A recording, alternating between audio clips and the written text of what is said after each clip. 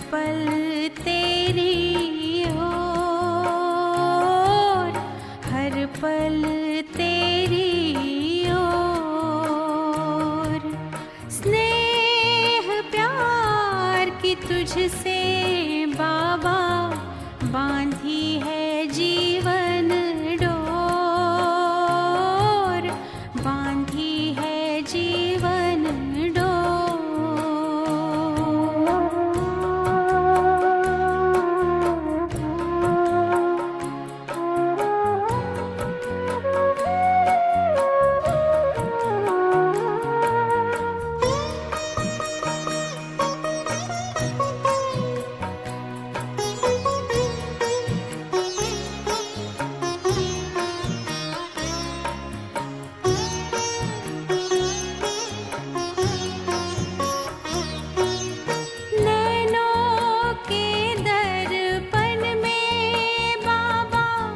तुझको सदा ही देखूं,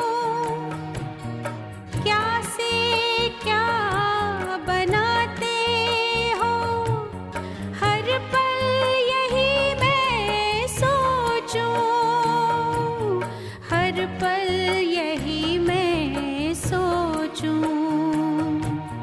मन आंगन में अब तो बाबा, मन आंगन में अब तो बाबा, खुशियों के नाचे मोर,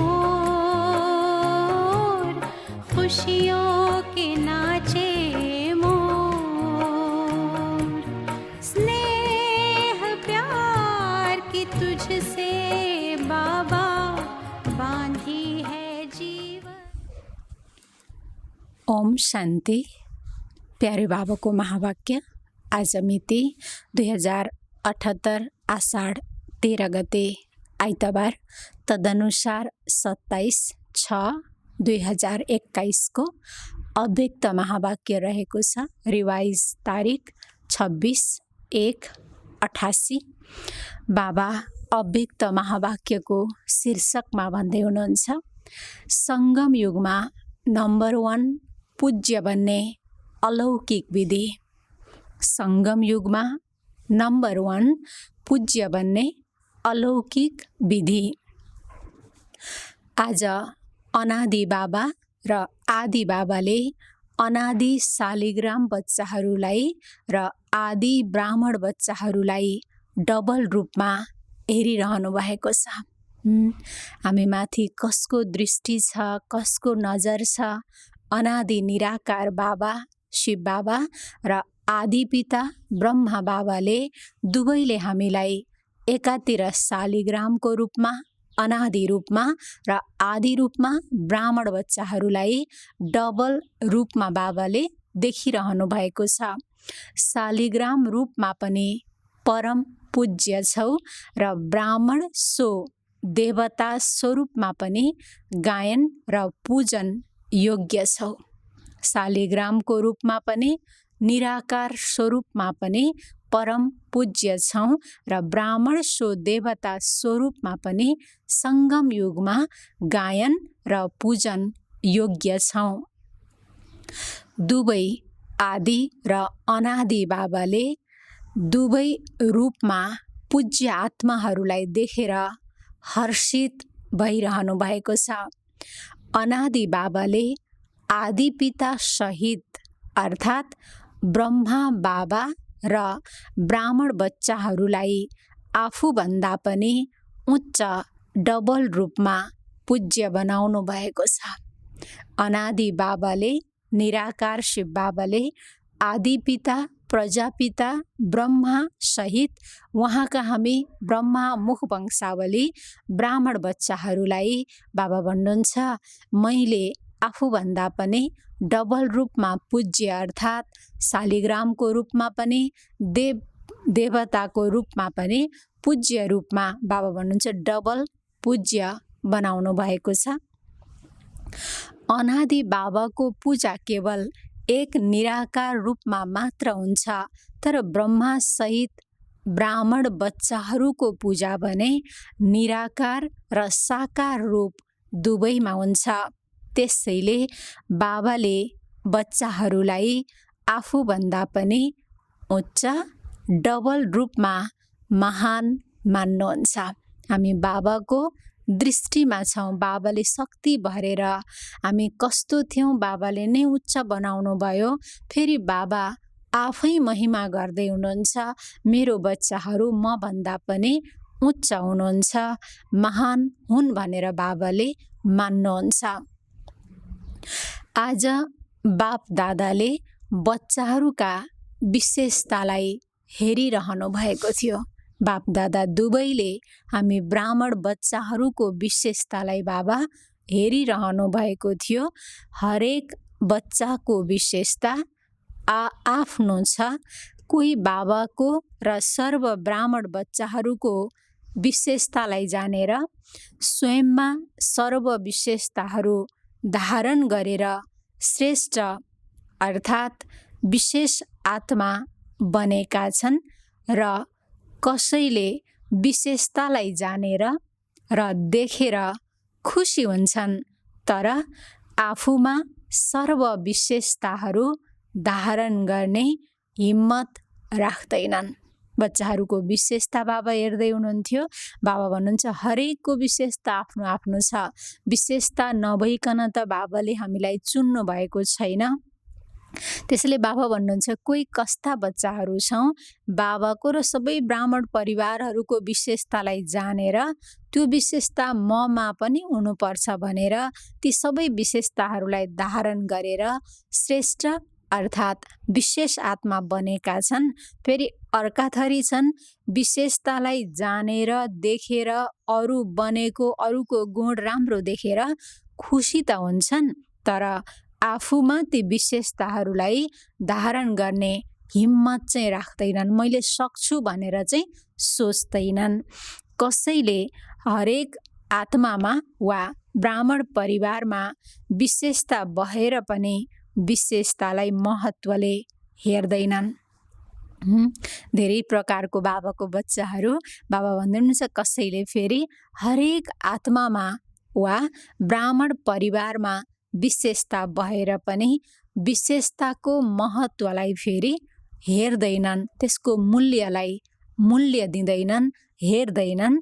एक अर्कोलाई साधारण रूपले नै हेर्छन्। विशेषतालाई हेर्ने वा जान्ने अभ्यास छैन। बाबा भन्दै हुनुहुन्छ विशेषतालाई हेर्ने अथवा जान्ने अभ्यासै छैन, बानी नै छैन। विशेषता हेर्ने वा गुण ग्राहक बुद्धि अर्थात् गुण ग्रहण गर्ने बुद्धि नभएको कारणले विशेषता अर्थात् गुणलाई चिन्न सक्दैनन्। अभ्यासले अब त्यो विशेषतालाई जागृत गराउनु छ। हामी गुण ग्रहण गर्न सक्ने गुणग्राही बुद्धि बनाउनु छ। यो गुणग्राही बुद्धि नभएको कारणले विशेषतालाई वा गुणलाई हामीले चिन्न सक्दैनौँ। हरेक ब्राह्मण आत्मामा कुनै न कुनै विशेषता अवश्य भरिएको छ। बाबाले भन्नुहुन्छ मालाको लास्ट दाना भए पनि मैले उसलाई त्यत्तिकै सम्मान गर्छु, त्यत्तिकै उसको उन्नति प्रगतिको चाहना गर्छु। बाबा भन्दै हुनुहुन्छ किन बाबाले यस्तो गर्नुहुन्छ त भन्दा ब्राह्मण आत्मामा कुनै विशेषता अवश्य हुन्छ, अरू विशेषता नभए पनि बाबालाई चिनेको हुन्छ, बाबाको बनेर ब्राह्मण बनेर रहेको हुन्छ भने बाबा भन्नुहुन्छ अरू कुनै विशेषता नभए पनि सङ्गम युगमा बाबालाई उस आत्माले चिन्नुभयो। बाबा भन्नुहुन्छ यो विशेषतालाई हेर्नु छ। बाबा भन्दै हुनुहुन्छ चाहे 16,000 को अन्तिम दाना नै किन नहोस्, तर उसमा पनि कुनै न कुनै विशेषता छ। कुनै न कुनै भनेपछि धेरै छन्, एउटा मात्रै होइन, कुनै न कुनै विशेषता छन्। बाबा भन्दै हुनुहुन्छ चाहे त्यो 16,108 को लास्टको अन्तिम दाना नै किन नहोस्, उसमा पनि विशेषता छ। त्यसैले त बाबाको नजर त्यस आत्मामा परेको छ। भगवानको नजर पर्यो वा भगवानले आफ्नो बनाउनु भयो भने अवश्य विशेषता समाहित छ। हिरामा नजर परख गर्नेवालाको नै त पर्छ। बाबाले परख गरेर हिरा हो यो बच्चा भनेर चिन्नुभयो। त्यसले बाबा भन्नुहुन्छ नजर पर्नु अर्थात् विशेषता भरिएको छ। त्यसैले नै त्यो आत्मा ब्राह्मणहरूको लिस्टमा आएको छ। तर सदा हरेकको विशेषतालाई हेर्न र जान्नमा भने नम्बरवार बन्छन्।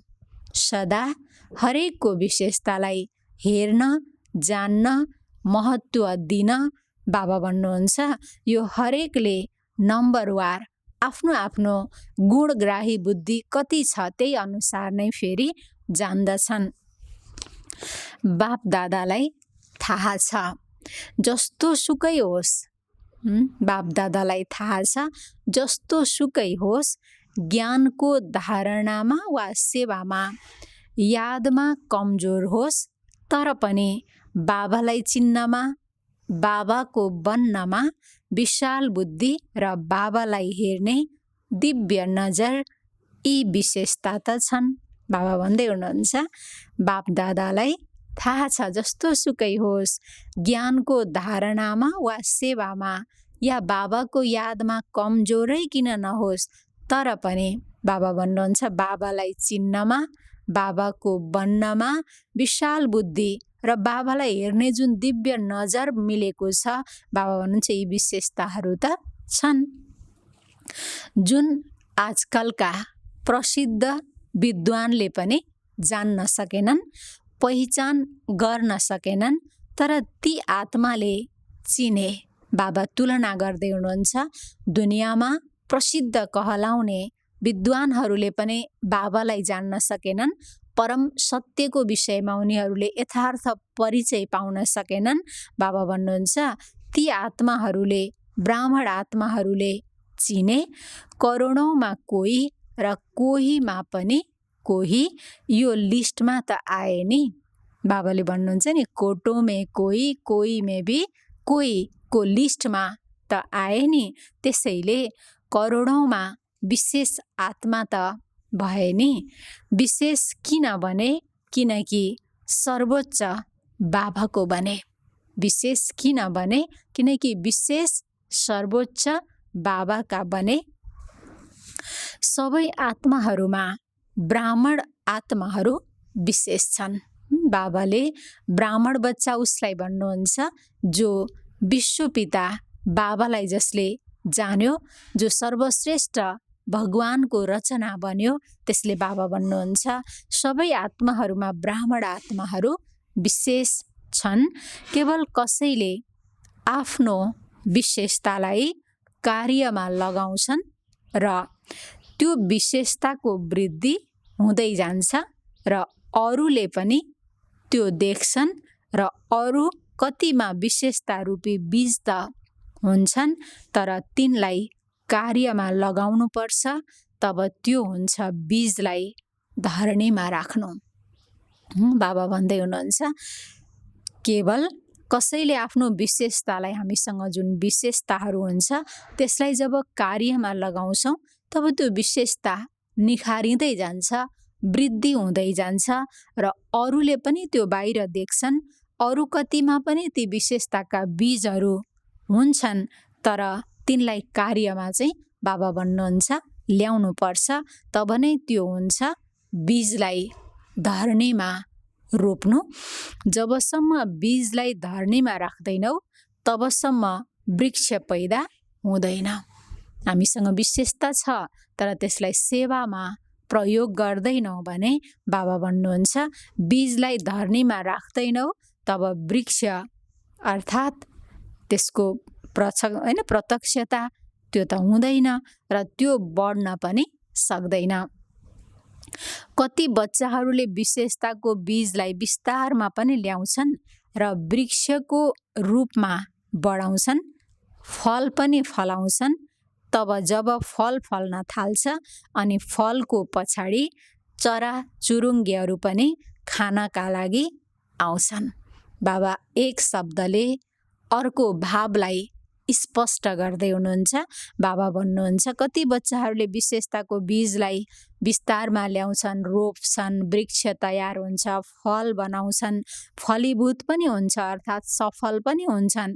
अनि त्यो फलको जुन पछाडि जुन मैले गरेँ, मैले सफलता पाएँ भन्ने जुन फल छ, त्यस पछाडि फेरि चराचुरुङ्गी पनि खानका लागि आउँछन्, अर्थात् मायाले पनि फेरि दुःख दिन्छ।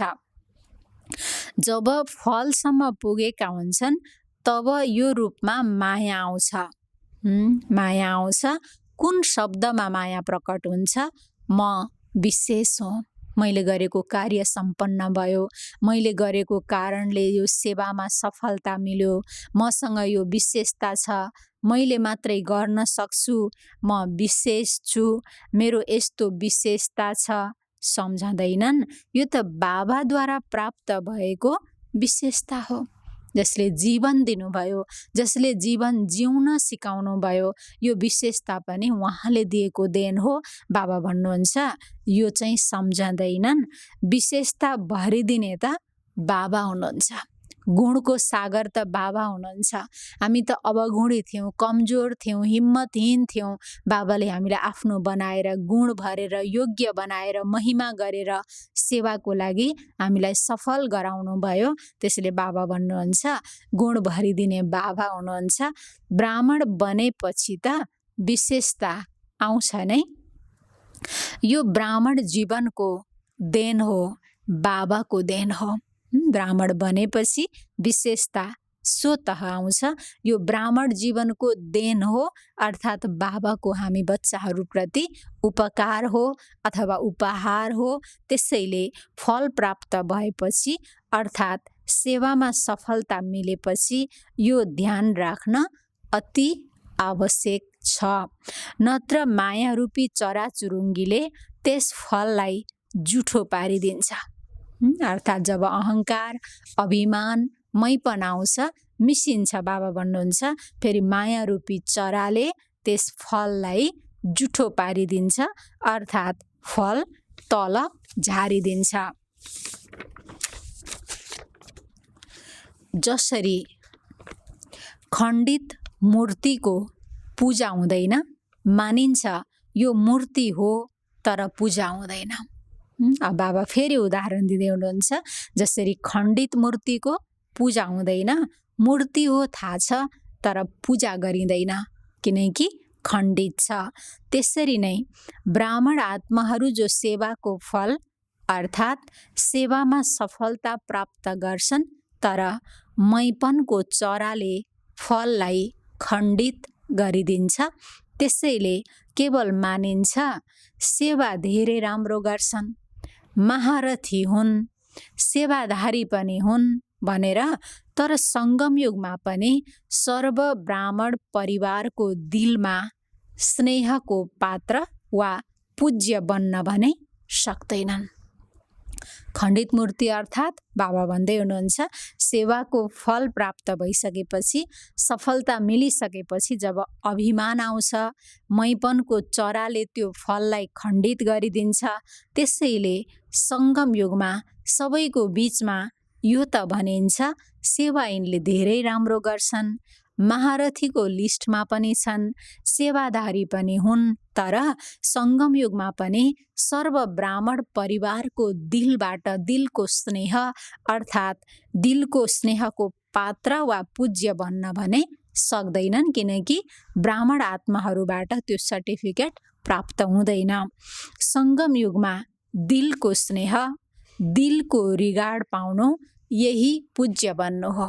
सङ्गम युगमा दिलको स्नेह, दिलको सम्मान, रिगार्ड पाउनु यही पूज्य बन्नु हो। फललाई मैपनमा ल्याउनेहरू यस्तो पूज्य बन्न सक्दैनन्। एउटा हुन्छ दिलबाट कसैलाई उच्च मान्नु र त्यस्तो उच्चलाई पूज्य भनिन्छ। एउटा हुन्छ दिलबाट, भित्रैबाट मैले तपाईलाई दिलैबाट सम्मान गर्छु, हृदयदेखि नै म तपाईप्रति आभारी छु। बाबा भन्नुहुन्छ त्यस्तोलाई उच्च पूज्य भनिन्छ। जसरी आजकलको दुनियाँमा पनि पिता उच्च हुने भएको कारणले बच्चाहरूले पूज्य पिताजी भनेर बोलाउँछन् वा लेख्छन्। यसरी कसैबाट कसैलाई दिलबाट उच्च मान्नु अर्थात् दिलबाट रिगार्ड दिनु हो। अर्को बाहिरको मर्यादा प्रमाण रिगार्ड दिनुपर्ने हुन्छ। एउटा दिलबाट स्वाभाविक आफै निस्किन्छ सम्मानको भावना, बाबा भन्नुहुन्छ। अर्को फेरि बाहिरको मर्यादा प्रमाण दिनै पर्ने हुन्छ, गर्नै पर्ने हुन्छ। यो गरेन भने फेरि उहाँको मुड त्यस्तै हुन्छ। बाबा भन्नुहुन्छ यो बाध्यताले दिनुपर्ने हुन्छ। त्यसैले दिलबाट दिनु र दिनै परेर दिनु, यसमा कति अन्तर छ। दिलबाट सम्मान दिनु, स्नेह दिनु र दिनै परेर दिनु, यसमा कति अन्तर छ। पूज्य बन्नु अर्थात् दिलबाट सबैले मान्नु, धेरैले मान्नु। बाबा भन्दै हुनुहुन्छ पूज्य बन्नु अर्थात् दिलबाट सबैले मान्नु, दुआ दिनु अथवा धेरैले मान्नु। पहिला पनि सुनाएको थिएँ नि, 5% त हुन्छन् नै, तर धेरैले दिलबाट मानुन्, यो हो सङ्गम युगमा पूज्य बन्नु। बाबा भन्दै हुनुहुन्छ पहिला पनि सुनाएको थिएँ नि, 5% यताउति गरेर मिलाउन मिल्छ, किनकि सबैलाई सन्तुष्ट बनाउन त सकिँदैन। बाबाले भन्नुभयो 5% हुन्छन् जो कोही आफ्नै कारणले पनि असन्तुष्ट हुन सक्छन्, तर धेरैले दिलबाट मानुन्, यो हो सङ्गम युगमा पूज्य बन्नु। पूज्य बन्ने संस्कार पनि अहिलेबाट नै भर्नु छ। द्वापर युगबाट जब पूज्य बन्छौँ, हाम्रो मन्दिरमा पूजा हुन्छ, बाबा भन्नुहुन्छ त्यो संस्कार पनि अहिलेबाट नै हरेकको दिलबाट दुआ सम्मान लिएर भर्नु छ। तर भक्ति मार्गमा पूज्य बन्नमा र अहिले पूज्य बन्नमा अन्तर छ। अहिले तिम्रो शरीरको पूजा हुन सक्दैन। अहिलेको पूज्य जीवनमा बाबा भन्नुहुन्छ पूज्य बन्छौँ भने पनि हाम्रो शरीरको पूजा हुँदैन, किनकि अन्तिम पुरानो शरीर हो, तमोगुणी तत्त्वले बनेको शरीर हो। अहिले तिमीलाई फुलका माला पहिराइँदैन। भक्ति मार्गमा त देवताहरूमाथि चढाउँछन् नि। पूज्यको निशानी हो धूप बाल्नु, हार पहिराउनु, आरती गर्नु, कीर्तन गर्नु, तिलक लगाउनु। बाबा भन्नुहुन्छ त्यो भक्ति मार्गमा पूज्यपनको त्यो हुन्छ भने सङ्गम युगमा पूज्य बन्नु भनेको स्नेह प्राप्त गर्नु, दुआ प्राप्त गर्नु। सङ्गम युगमा यस्ता स्थूल विधि हुँदैनन् हैन। जस्तै बाबाले भन्नु धूप बाल्नु, हार लगाउनु, आरती, कीर्तन, तिलक। बाबा भन्नुहुन्छ सङ्गम युगमा यो स्थूलमा चाहिँ विधि हुँदैन, तर सङ्गम युगमा दिलबाट ती पूज्य आत्माहरूप्रति सच्चा स्नेहको आरती गरिरहन्छन्। आत्माहरूद्वारा सदा कुनै न कुनै प्राप्तिका कीर्तनहरू भइरहन्छन्। सबै आत्माहरूबाट सदा कुनै न कुनै प्राप्ति, केही न केही मिलिरहनु। सदा ती आत्माहरूप्रति जो सङ्गम युगमा पूज्य बनेका आत्माहरू छन्, ती आत्माहरूप्रति शुभ भावनाका धूप अथवा दीप जगाइरहन्छन्। हरेकबाट शुभ भावनाको धूप प्राप्त भइरहन्छ, अर्थात् दीपक बलिरहन्छ। सदा यस्ता आत्माहरूलाई देखेर स्वयं पनि जसरी ती आत्माहरू बाबामाथि बलिहार गएका छन्, त्यसरी नै अन्य आत्माहरूलाई पनि बाबामाथि बलिहार जाने उमङ्ग आउँछ। त्यसरी बाबामाथि बलिहार गएकोमा सदा ती आत्माहरूलाई स्वतः नै फुलको हार प्राप्त हुन्छ। यस्ता आत्माहरू सदा स्मृति स्वरूपको तिलकधारी हुन्छन्। सङ्गम युगमा जसले सबैको स्नेह प्राप्त गरेको हुन्छ, बाबा भन्नुहुन्छ यस्ता आत्माहरू सदा स्मृति स्वरूपको तिलकधारी आत्मा हो। यो स्मृति निरन्तर लागिरहन्छ। यसरी अलौकिक विधिले यस समयमा पूज्य आत्मा बन्छन्। भक्ति मार्गमा पूज्य बन्नुभन्दा श्रेष्ठ पूजा अहिलेको हुन्छ। जसरी भक्ति मार्गका पूज्य आत्माहरूको 2 घडीको सम्पर्कले, अर्थात् केवल मूर्तिको सामुन्ने जाँदा 2 घडीको लागि पनि शान्ति, शक्ति, खुसीको अनुभव हुन्छ। त्यसरी नै सङ्गमयुगी पूज्य आत्माहरूद्वारा अहिले पनि 2 घडी वा 1 घडी पनि दृष्टि मिल्नाले खुसी, शान्ति अथवा उमङ्ग उत्साहको शक्ति अनुभव हुन्छ। बाबा भन्दै हुनुहुन्छ भक्ति मार्गमा जसरी पूज्य आत्माहरूको अगाडि मन्दिरमा जाँदा उनीहरूबाट जुन 2 घडीको लागि भए पनि शान्ति, शक्ति, एकछिन भए पनि मनमा शान्ति भयो, खुसी मिल्यो, बाबा भन्नुहुन्छ त्यस्तै सङ्गमयुगी पूज्य आत्माहरूद्वारा पनि 2 घडी कसैलाई दृष्टि दियो भने त्यो खुसीको, शान्तिको, उमङ्ग उत्साहको अनुभव हुन्छ। यस्ता पूज्य आत्माहरू अर्थात् नम्बर 1 विशेष आत्माहरू। दोस्रो र तेस्रोको त सुनाइसकेँ, त्यसको विस्तार के गर्ने? हुन त सबै विशेष आत्माहरूको लिस्टमा छन्, तर पहिलो, दोस्रो, तेस्रो गरेर नम्बरवार हुन्छन्। बाबा भन्दै हुनुहुन्छ कसैले विशेषताको मूल्यलाई जान्दछ, कसैले अरूको विशेषता देखेर स्वयंलाई धारण गर्दछ, कोही फेरि सर्वशक्तिले सम्पन्न बनेर कसैलाई नहेरी आफै बन्दछ। बाबा भन्नुहुन्छ अरू सबैको विस्तारमा त मैले सुनाइसकेँ। हुन त सबै विशेष आत्माहरूको लिस्टमा छन्, तर पहिलो, दोस्रो, तेस्रो गरेर फेरि नम्बरवार त बन्छन्। लक्ष्य सबैको नम्बर 1 हुने नै छ। त्यसैले यस्तो पूज्य बन जसरी ब्रह्मा बाबाको गुणहरूको गीत गाउँछौ नि, यी सबै विशेषताहरू पूज्य बन्ने वा नम्बर 1 विशेष आत्मा बन्ने कुरा ब्रह्मा बाबामा देख्यौ, सुन्यौ। साकारमा रहनेहरूले देख्नुभयो, हामी पछि आउनेहरूले बाबाको विशेषता सुन्यौँ नि। जसरी ब्रह्मा साकारमा साकार आत्मा नम्बर 1 सङ्गमयुगी पूज्य सो भविष्यमा नम्बर 1 पूज्य बन्नुभयो, लक्ष्मी नारायण नम्बर 1 पूज्य हुने, त्यसै गरी तिमीहरू सबै पनि त्यस्तै बन्न सक्छौ। जसरी बाबाको साथसाथै ब्रह्मा बाबाको कमालको पनि गायन गर्छन्। शिव बाबा त हुनुहुन्छ नै, तर ब्रह्मा बाबाको पनि कमालको गृहस्थ परिवार यही सृष्टिमा रहेर बाबाले जुन स्थिति बनाएर जानुभयो त्यो बाबाको कमालको गायन गर्छन्।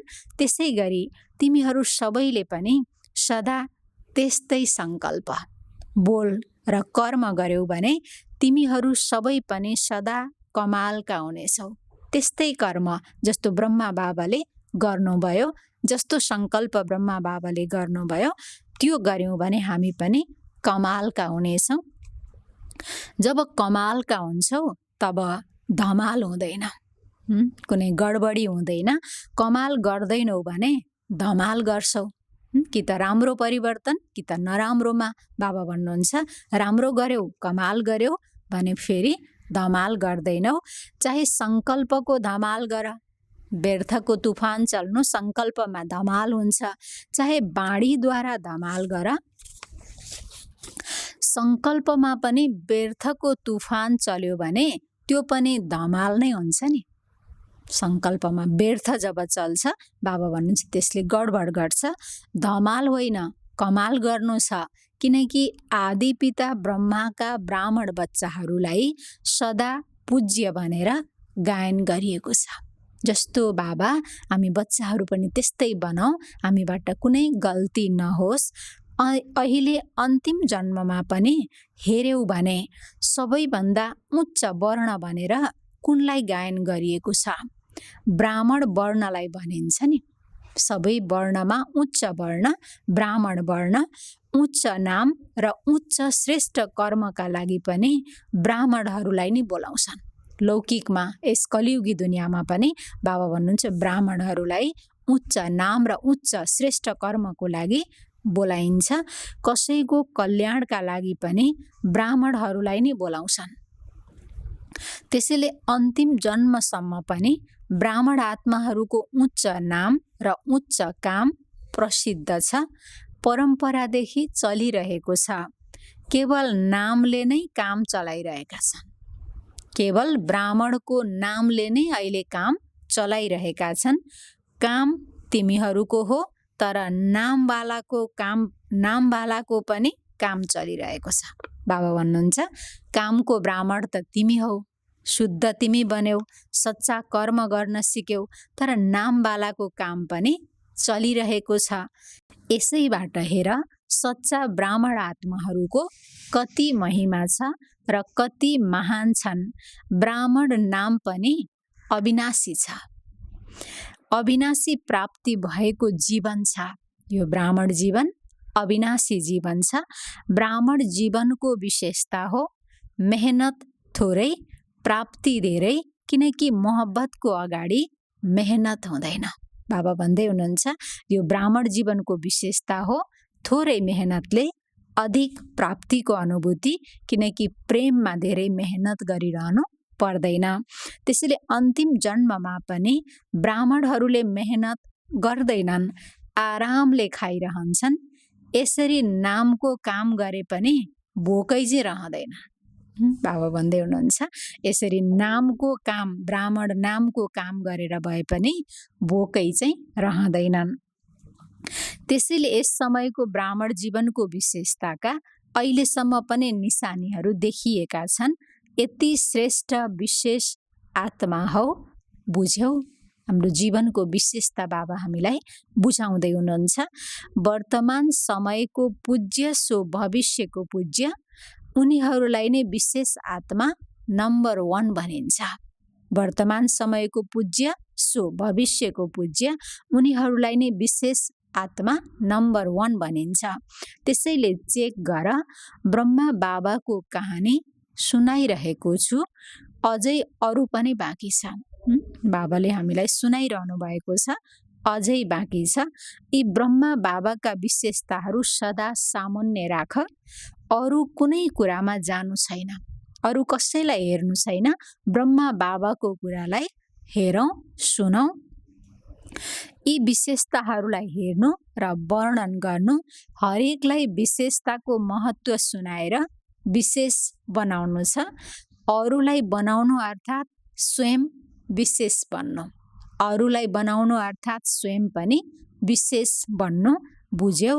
अच्छा, चारैतिरका सर्व नम्बर 1 विशेष आत्माहरूलाई, सर्व ब्राह्मण जीवन भएका विशेष आत्माहरूलाई सदा ब्रह्मा बाबालाई सामुन्ने राखेर समान बन्ने बच्चाहरूलाई अनादि बाबा र आदि बाबा दुवै रूपले सर्व शालिग्राम र साकारी ब्राह्मण आत्माहरूलाई स्नेहभरी याद प्यार एवं नमस्ते। रुहानी बच्चाहरूको रुहानी बाबालाई गुड मर्निङ, नमस्ते नमस्ते। बाबा पार्टीहरूसँग भेट्दै हुनुहुन्छ। सदा बाबाको हात र साथ, आफूलाई यस्तो भाग्यवान सम्झन्छौ जहाँ बाबाको हात र साथ छ, त्यहाँ सदा नै मौजको जीवन हुन्छ। जहाँ सङ्गम युगमा बाबाको हात र साथ छ, बाबा भन्नुहुन्छ त्यहाँ सदा मौजको, खुसीको, आनन्दको जीवन छ। अलमलमा पर्दैनौ, मौजमा रहन्छौ। कुनै परिस्थितिले आफूतर्फ आकर्षित गर्दैन, सदा बाबातिर आकर्षित हुन्छौ। सबैभन्दा महान र सबैभन्दा बढिया बाबा हुनुहुन्छ। त्यसैले बाबा सिवाय अरू कुनै पनि चिजले वा व्यक्तिले आकर्षित गर्न सक्दैन। जब बाबाको साथ र हातको निरन्तर अनुभव गर्छौँ, बाबा भन्नुहुन्छ यो संसारमा सबैभन्दा महान र सबैभन्दा बढिया अर्थात् राम्रो त बाबा हुनुहुन्छ। त्यसैले बाबा सिवाय अरू कुनै पनि चिजले, कोही व्यक्तिले आकर्षण गर्न सक्दैन। जो बाबाको हात र साथमा पालिनेहरू हुन्छन्, तिनीहरूको मन अन्यत्र कतै जान सक्दैन। अन्त कतै जान्छ भने बाबासँग टुटेको छ। त्यसैले हामी यो चेक गरौँ, बाबा सिवाय अन्त कतै हाम्रो मन नजाओस्। त्यसो हो भने यस्तो सबै छौ या अहिले पनि मायाको पालनामा जान्छौ? बाबा सोध्दै हुनुहुन्छ हामीलाई। त्यसो भए सबै यस्तै छौ जो बाबालाई मात्रै याद गर्नेवाला, वा अहिले पनि फेरि मायाको पालनामा जान्छौ? अब त्यो बाटो बन्द भयो नि, मायाको पालनाको बाटो अब बन्द भयो नि। त्यसैले सदा बाबाको साथको मौजमा रहनु। बाबा मिल्यो, सब थोक मिल्यो, कुनै अप्राप्ति छैन। बाबा मिल्यो, सबै थोक मिल्यो, किनकि बाबा नै हाम्रो लागि संसार बन्नुभयो भने संसारभित्र सबै चिज, सम्बन्ध, प्राप्ति, पदार्थ, व्यक्ति, सम्पूर्णको कुरा बाबाले नै दिनुहुन्छ। कसैले पनि जतिसुकै हात र साथ छुटाओस् तर छोड्नेवाला छैनौ र छोडेर जान्छौ पनि कहाँ। बाबा भन्दै हुनुहुन्छ, छोडेर फेरि जान्छौ पनि कहाँ। यो भन्दा ठुलो अरू कुनै भाग्य हुन सक्दैन। कुमारीहरू त छौ नै सदा भाग्यवान, डबल भाग्य छ। एक कुमारी जीवनको भाग्य, दोस्रो बाबाको बन्ने भाग्य। कुमारी जीवनको महत्व बाबा भन्दै हुनुहुन्छ। एक त कुमारी जीवनको भाग्य, दोस्रो बाबाको बन्ने भाग्य। कुमारी जीवन भएकाहरू पुजिन्छन्। जब कुमारी जीवन खतम हुन्छ त्यसपछि सबैको अगाडि झुक्नुपर्छ। गृहस्थी जीवन हुन्छ नै बाख्रा जस्तोको जीवन, कुमारी जीवन हो पूज्य जीवन। गृहस्थमा धेरै झन्झट, झमेला, समस्या सबै पन्साएर आफूलाई बाबासँग जोड्न, ज्ञान सुन्न धेरै समय मिलाउनु पर्ने हुन्छ। बाबा भन्नुहुन्छ कुमारी जीवन भनेको पूज्य जीवन हो। यदि कोही एक पटक पनि गिर्यौ भने त्यसरी गिर्नाले हड्डी भाँचिन्छ नि। बाबा सावधानी पनि दिँदै हुनुहुन्छ, यो दुनियाँमा एकचोटि फसिसकेपछि तिम्रो सबै हड्डी भाँचिन्छ नि। फेरि जतिसुकै प्लास्टर गर, ठिक गर्न खोज, तै पनि हड्डी कमजोर हुन जान्छ। एकपटक गिरिसकेपछि उठेर फेरि पहिला जस्तो बन्ने जति कोसिस गरौँ, जति ज्ञान र योगले प्लास्टर लगाऊ, मालिस गरौँ, बाबा भन्नुहुन्छ त्यही पनि हड्डी कमजोर हुन्छ। अर्थात् जुन भित्रको पवित्र स्थिति थियो त्यो खण्डित हुन जान्छ। त्यसले बाबा भन्नुहुन्छ समझदार बन, टेस्ट गरेर फेरि समझदार बन्ने होइन। सदा आफूलाई कल्प कल्पको विजयी आत्मा अनुभव गर्छौ। अनेक पटक विजयी बन्ने पाठ खेलेका छौ र अहिले पनि त्यही पाठ खेलिरहेका छौ। विजयी आत्माले सदा अरूलाई पनि विजयी बनाउँछन्। चढेकाले सधैँ अरूलाई पनि चढाउँछन्। बाबा भन्नुहुन्छ जुन अनेक पटक गरिएको हुन्छ त्यो सदा सहज हुन्छ, मेहनत लाग्दैन। अनेक पटकका विजयी आत्माहरू हौ। यो स्मृतिले कुनै पनि परिस्थितिलाई पार गर्न खेल जस्तै लाग्छ। अनेक पटक बाबा भन्नुहुन्छ हामी विजयी बनेका थियौँ भन्ने जुन स्मृति छ यसलाई बारम्बार मनमा ल्याउनाले हरेक परिस्थिति हाम्रो लागि खेल समान लाग्छ, खुसीको अनुभव हुन्छ। विजयी आत्माहरूलाई विजयी अधिकारको रूपमा अनुभव हुन्छ। अधिकार मेहनतले मिल्दैन, स्वतः नै मिल्छ। अधिकारको लागि कसैसँग लड्नु पर्दैन, मेहनत गर्नु पर्दैन, स्वतः मिल्छ। त्यसैले सदा विजयको खुसीद्वारा, अधिकारद्वारा अगाडि बढ्दै अरूलाई पनि अगाडि बढाउँदै जाऊ। लौकिक परिवारमा रहेर लौकिकलाई अलौकिकमा परिवर्तन गर, किनकि अलौकिक सम्बन्ध सुख दिनेवाला छ। लौकिक सम्बन्धबाट अल्पकालको सुख मिल्छ, सदाको होइन। तिमी त सदा सुखी बनेका छौ। दुखीहरूको दुनियाँबाट सुखको संसारमा आएका छौ। यस्तो अनुभव गर्छौ। बाबा सोध्दै हुनुहुन्छ दुखीहरूको दुनियाँबाट, कलियुगी दुनियाँबाट निस्किएर यो सुखको ब्राह्मण संसारमा आएका छौ। यस्तो अनुभव गर्छौ। पहिला रावणको बच्चा थियौ, त्यसैले दुःखदायी थियौ। अहिले सुखदाताको बच्चा, सुख स्वरूप भयो। पहिलो नम्बर यो अलौकिक ब्राह्मणको परिवार हुन्छ। देवताहरूको पनि दोस्रो नम्बरमा हुन्छ। बाबा भन्दै हुनुहुन्छ पहिलो नम्बरको यो अलौकिक ब्राह्मणको परिवार हुन्छ, फेरि दोस्रो नम्बरमा देवताई परिवार हुन्छ। त्यसैले यो अलौकिक जीवन प्यारो लाग्छ नि। सदा आफूलाई पदमा पदम भाग्यवान अनुभव गर्छौ। सारा कल्पमा यस्तो श्रेष्ठ भाग्य प्राप्त हुन सक्दैन। सारा कल्पमा पुरै 5000 वर्षमा बाबा भन्नुहुन्छ यति श्रेष्ठ भाग्य जुन सङ्गम युगमा प्राप्त भएको छ अहिले बाबा भन्नुहुन्छ त्यो प्राप्त हुन सक्दैन, किनकि भविष्य स्वर्गमा पनि यस समयको पुरुषार्थको प्रारब्धको रूपमा राज्य भाग्य प्राप्त गर्छौ।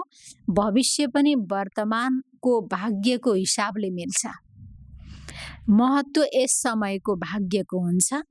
बीज यस समयमा रोप्छौ र फल अनेक जन्म प्राप्त हुन्छ। बीज यस समयमा सङ्गम युगमा रोप्छौ र त्यसको फल अनेक जन्म हामीलाई प्राप्त हुन्छ। त्यसैले महत्त्व त बीजको गरिन्छ नि।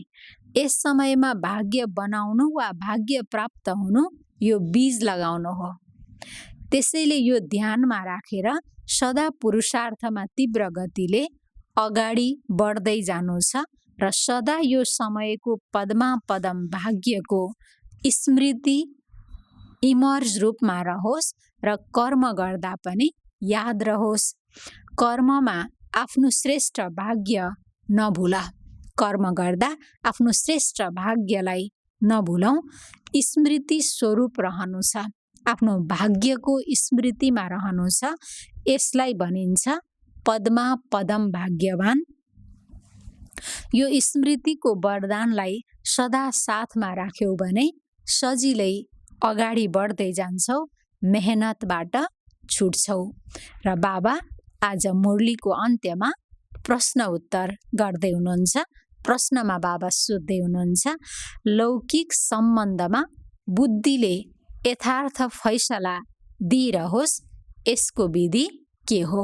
बाबा हामीलाई सोध्दै हुनुहुन्छ, लौकिक सम्बन्धमा बुद्धिले यथार्थ फैसला दिइरहोस्, सही निर्णय बुद्धिले दिन सकोस्, त्यसको विधि के होला? बाबा उत्तरमा भन्दै हुनुहुन्छ, कहिल्यै पनि लौकिक कुरालाई सोचेर फैसला नगर्नु। कहिल्यै पनि लौकिक कुरालाई सोचेर बाबा भन्नुहुन्छ फैसला नगर्नु। अलौकिक शक्तिशाली स्थितिमा रहेर फैसला गर। म ब्राह्मण हुँ, म सङ्गम युगमा छु, मेरो अलौकिक जीवन छ, यही अनुसार नै हामी कुनै कुराको निर्णय गरौँ। बाँकी गृहस्थी बनेर हैन, यो गृहस्थको उसमा रहेर यो किसिमको फैसला नगर्नु भन्नुहुन्छ बाबाले। कुनै पनि बितेका कुराहरू स्मृतिमा राख्नाले बुद्धि त्यसैतर्फ जान्छ र फेरि पुराना संस्कारहरू पनि प्रकट हुन्छन्। त्यसैले मुस्किल हुन्छ। बितेकोलाई फुल स्टप लगाएर जसले जे गर्यो, जोसँग सम्बन्ध जे भए ती सबैलाई बिन्दी लगाएर बाबा भन्नुहुन्छ अलौकिक जीवनमा रहेर निर्णय गर। नत्र भने फेरि पुरानै कुराको स्मृति बुद्धिमा रहिरह्यो भने बाबा भन्दै हुनुहुन्छ पुराना संस्कारहरू पनि प्रकट हुन्छन् र त्यो परिस्थिति मुस्किल बनिदिन जान्छ। बिल्कुलै लौकिक वृत्तिलाई भुलेर आत्मा सम्झेर फैसला गर्यौ भने यथार्थ फैसला हुन्छ। बाबा भन्दै हुनुहुन्छ बिल्कुलै लौकिक वृत्तिलाई, लौकिक सम्बन्धको जुन लगाव झुकाव मोह यी सबै बन्धनहरू छन्, यी सबैलाई भुलेर बाबा भन्नुहुन्छ केवल आत्मा सम्झेर आत्मासँगको व्यवहार गर्ने फैसला गर। यसलाई भनिन्छ विकर्मा जितको तख्त।